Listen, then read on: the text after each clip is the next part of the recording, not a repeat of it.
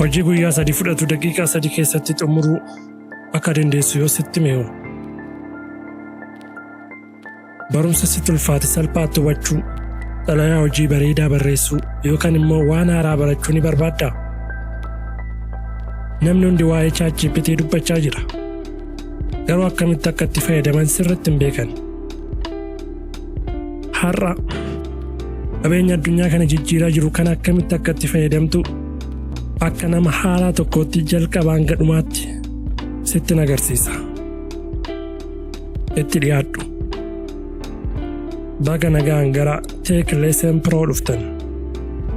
ChatGPT jechuun Artificial Intelligence yookaan sammuu namtolchee yoo ta'u, akkuma namaatti si waliin dubbachuu kan danda'udha. Inni akka kitaaba hunda beekuu fi gorsa keenya hunda fudhatuuti. Bara kana keessatti ChatGPT beekuun akka barreessuu fi dubbisuu beekuu barbaachisaadha. Inni hojii kee siif ariifachiisa. Yaada haaraa siif kenna. Mee amma immoo akkaataa itti fayyadama isaa step by stepidhaan sinitti agarsiisa. Jalqaba irratti biroozarii qabdan ni bantu. Biroozariin kiyya Google Chrome'dha. Google Chrome irratti ChatGPT jettanii barreessitu. ChatGPT jettanii barreessitu jechuudha akkanatti. Yookaan immoo bifa biraatiinis barreessuun ni danda'ama.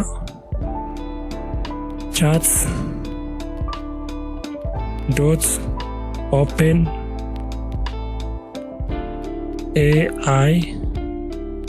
ai.com jettanis akkanatti barreessuu dandeessu. Qajeeluma kara sanatti si fudhataa jechuudha.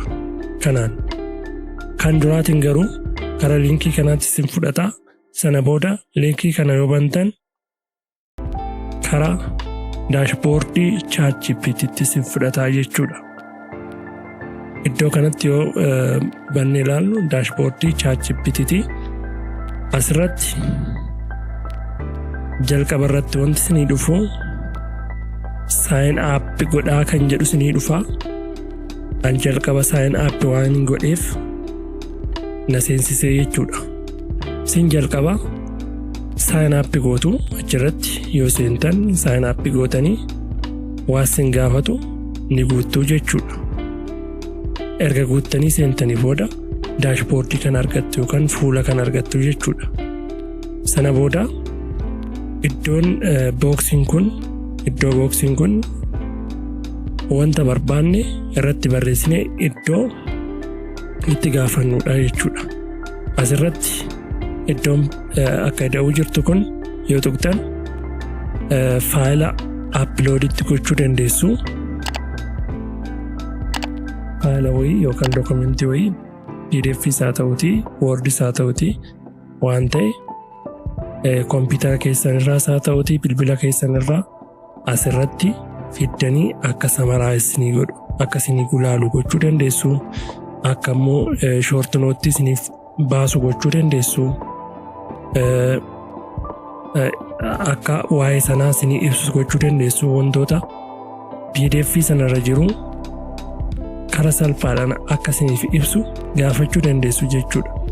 Akkasumas immoo imeejii bilbila keessan irra jiru haa ta'uutii yookaan kompiitara keessan irra jiru asirratti fudhattanii maal gochuu dandeessu? Edit gochuu dandeessu jechuudha. Inni biraan immoo asitti sagaleedhaanis gaafachuu dandeessu jechuudha. Asirratti inni kun akkanatti isinii fidaa. Isa kana erga filattanii booda sagaleedhaan akkanatti gaafachuu dandeessu. Barreessuun yoo jettan sagaleedhaan gaafachuu ni danda'ama. Haala kanaan gochuun ni danda'ama jechuudha. Yookaan immoo akkanatti isaan kun sagaleedhaan wajjin haasa'uudhaaf innis sagaleedhaan akkasanii deebisu jechuudha. Inni kuni ishee isa yoo tuttaan asitti sagaleedhaan gaafachuun ni danda'ama jechuudha. Fakkeenyaaf asitti start new chat naan jechaara. Sana booda sagaleedhaan gaafachuu danda'a jechuudha. Inni biraa immoo akkaataa itti gaafannu asumarratti waan barbaanne gaafachuu dandeenya. Fakkeenyaaf wajjin haasa'uu yoo barbaanne iyyuu haay jechuu danda'a. Haay yoo jedheen na deebisa jechuudha. Kanumatti akkuma namaatti haay how can I help you today naan jechaadha. Kanaafuu waan biraa gaafachuu danda'a ammas. Mee fakkeenyaaf Oromiiffa beektaa jedhuun do you know afaan Oromoo?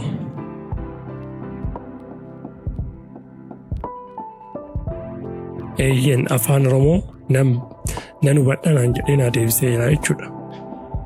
Si gargaaruu nan danda'a. Maaltu si barbaachisaa? Barnoota hiikaa yookaan afaan Ingiliffaa waliin wal bira qabu kan jedhu waan akkasii naa fideera. Asirratti translationii garaagaraa gochuu dandeessu. Fakkeenyaaf jechi gaarii jedhu Ingiliffaan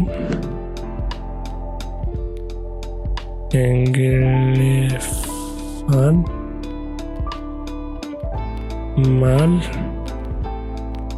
jechuudha?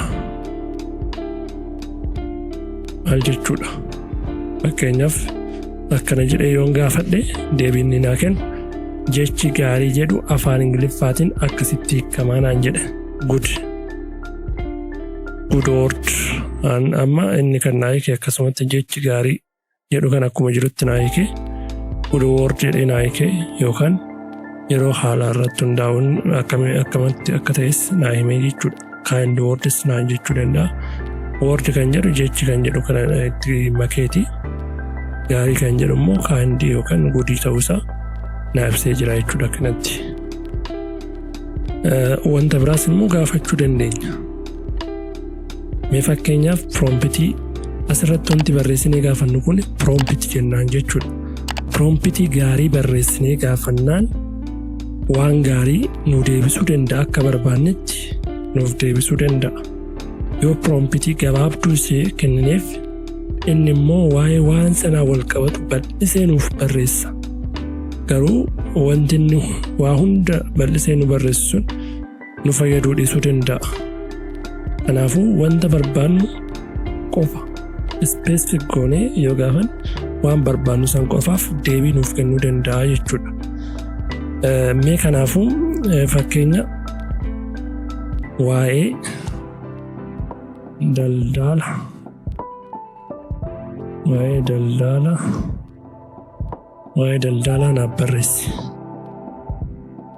naaf barreessi. Akkana jedheen son gaafadhee amma inni kun waa'ee daldala walumatti qabaadhaan hin gaafadhaa jira. Inni immoo bal'isee waa'ee daldalaatiin waa'ee waan wal qabate naaf himaa jechuudha. Promptiin yookaan ajajni akkanaa kun ajaja gabaabduu jedhamti. Ibsinni naaf fidus bal'aa waan ta'eef hundi isaa na fayyaduu dhiisuu danda'a. Kanaafuu akkanatti naa barreessee jechuudha waa'ee daldalaatiin waan wal qabatu. Akkanatti naa barreessee jira. Asirratti immoo erga naa barreessee ka'eetii booda jala kanatti maal naa jechuu danda'a?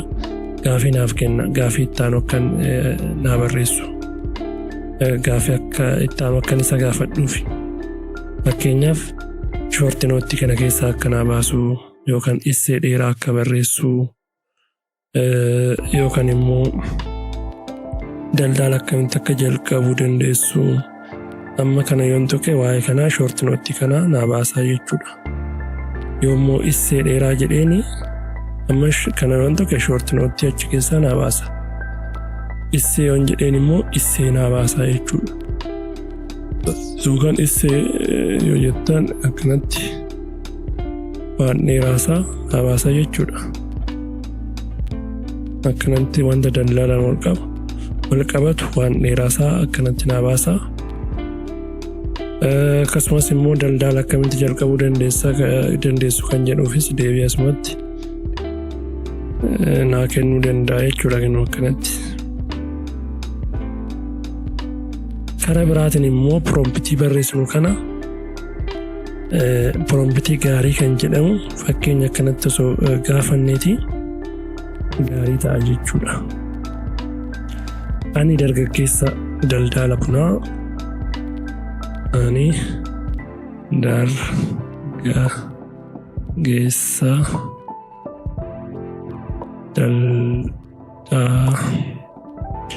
daldala bunaa. Bunaa jalqabuuf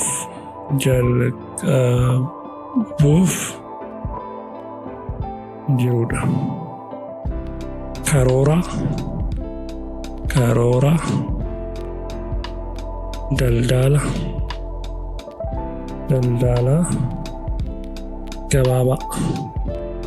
gabaabaa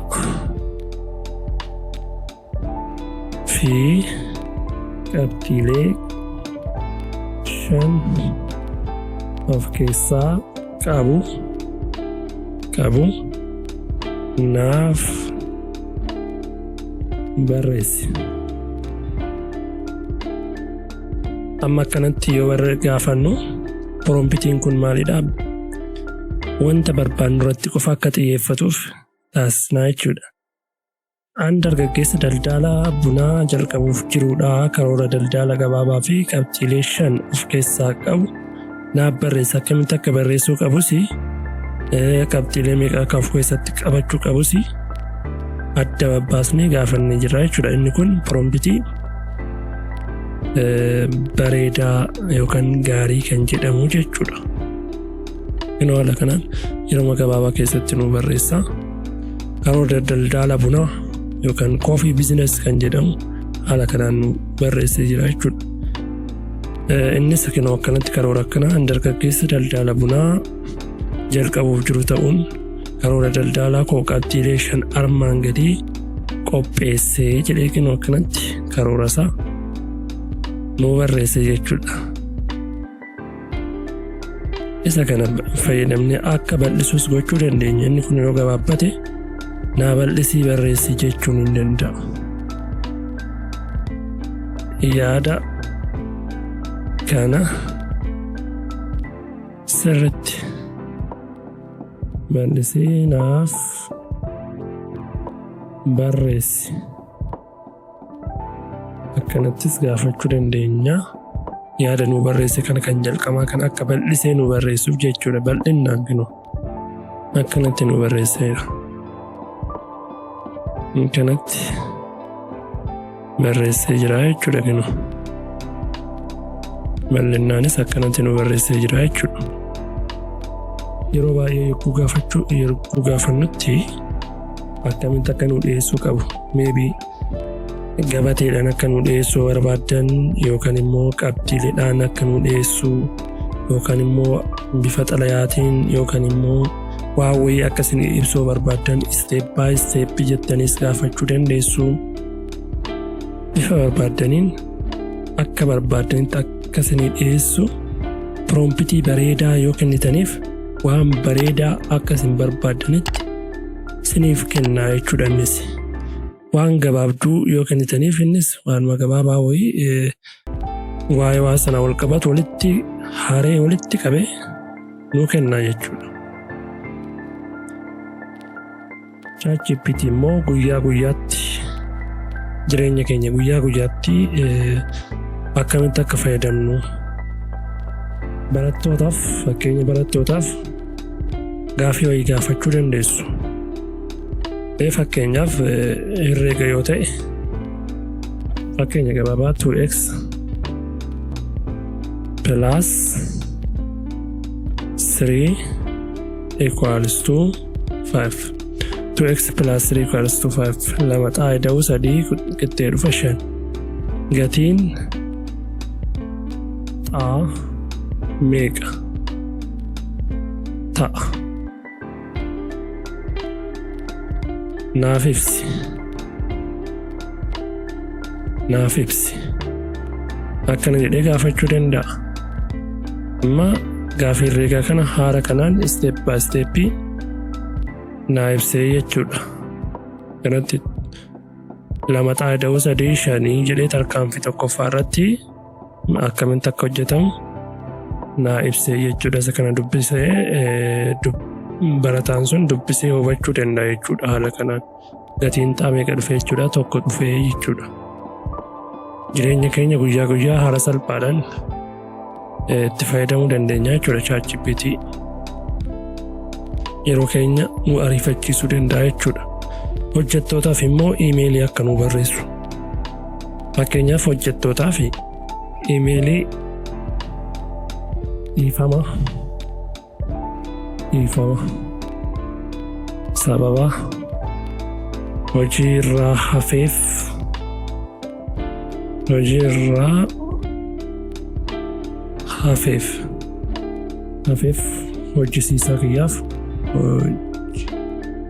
hojjisiisaa kiyyaaf naaf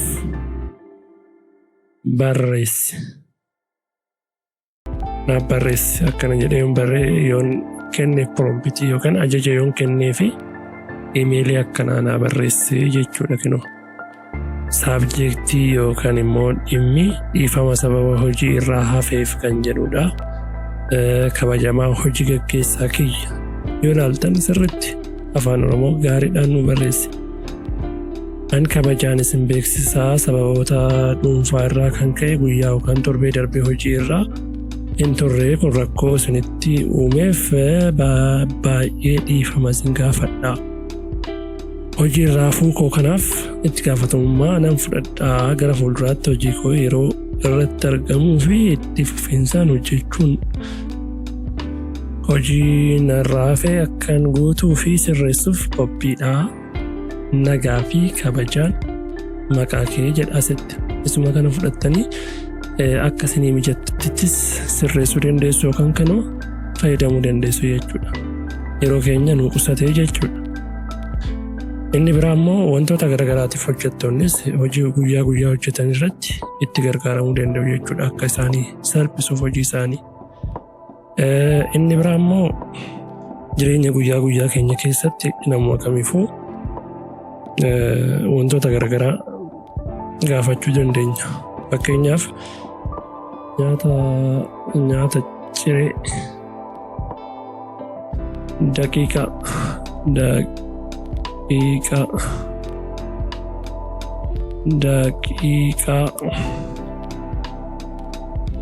15 keessatti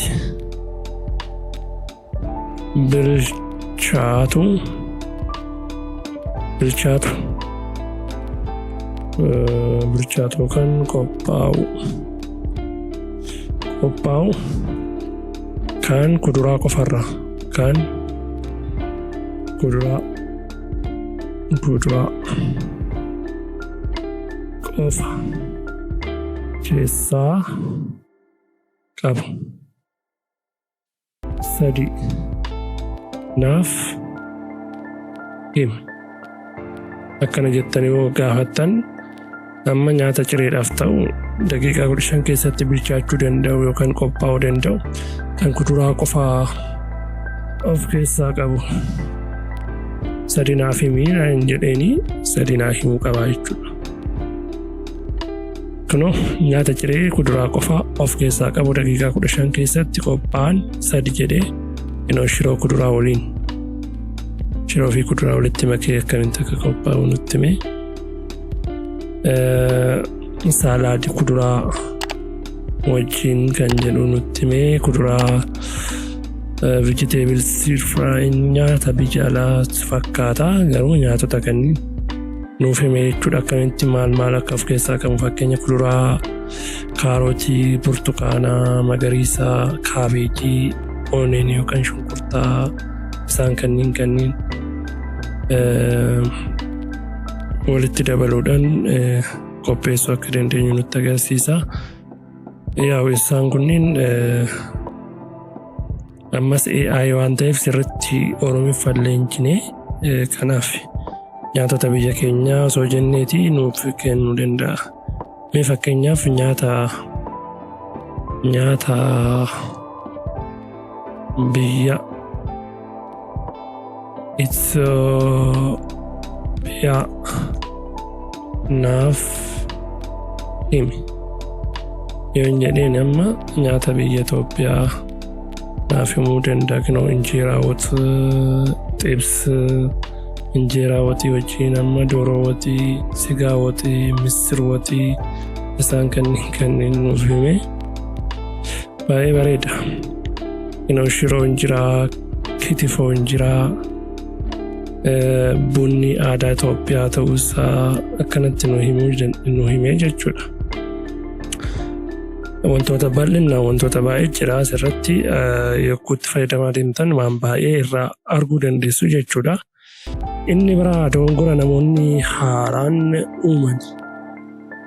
Innis maali? ChatGPT'n waa hunda ni beeka jedhanii amanuudha. Maalidha? ChatGPT'n yeroo tokko odeeffannoo dogoggoraa kennuu danda'a.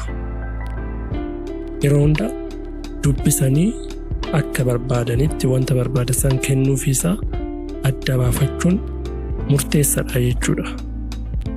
Akkuma jirutti fudhachuu osoo hin taane keessaa akka wanta barbaadnu qofa fudhannee wanta keessaa balleessinee itti fayyadamuu qabna jechuudha.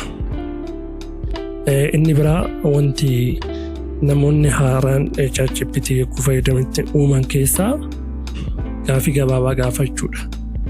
Gaafii gabaabaa ni gaafatoo ta'an yaada bal'aa waan sana wal qabatu nuuf deebisa waan ta'eef odeeffannoo gahaa yoo itti himne deebii gahaa sana nuuf hin kennu jechuudha.